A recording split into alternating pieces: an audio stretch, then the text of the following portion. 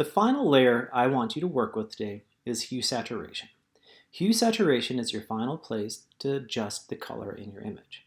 You've already done the majority of your color adjustment through the color curves, which is where we adjust the overall color.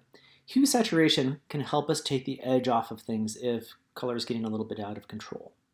This image looks okay, and I don't think we're going to have to change very much. However, it is pretty common in a photograph that has a lot of green in it for the greens to turn a little bit electric and feel strange.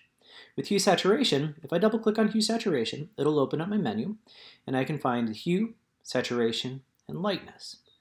Right now, we are set in the master mode, so if I increase the saturation, it's going to saturate all of my colors. Now, what saturation is it's the purity of color. The more saturated an image is, the more pure each of those colors are. There's no sort of nuance to them. They just become red, green, blue, yellow, magenta, all of those colors. If we desaturate, it means we take the color out of it, you'll end up with an image that's pretty much black and white. When I'm on the mode that says master, I always leave this at 0. If I can't get there with my slider, I can always go and type that in. And instead, I like to control these individually. With this image, I don't think there's a whole lot of work to be done, but I want to show you how this works. If I look at this bougainvillea, and I'm interested in sort of how bright those magentas are in the flowers, I can go to my magenta layer, and as I saturate this, it's going to increase the purity of that color. It makes those pretty intense. It also starts to show where there's a little magenta here, and that's not something we'll normally do. If I want to take a little bit of that power out, I can bring this down and desaturate a little bit. We'll look at the reds as well.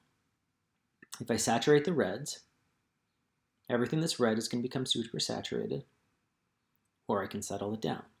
With this image, there's not much to do in terms of the hue saturation, but oftentimes I'll make photographs and I'll feel like my shadows feel a little bit blue. So it's very normal for your shadows to turn blue because of the difference in light temperature. If the shadows in this felt blue, I could very easily go into my blue and desaturate those just a little bit to take off the edge. Well, that's a lot. Can't really see a change there because there's really not much blue to begin with. But you'll have to trust me, and that's how your saturation is going to work. With the desaturation, it is usually something that's going to be very subtle, but it can be a powerful tool for you.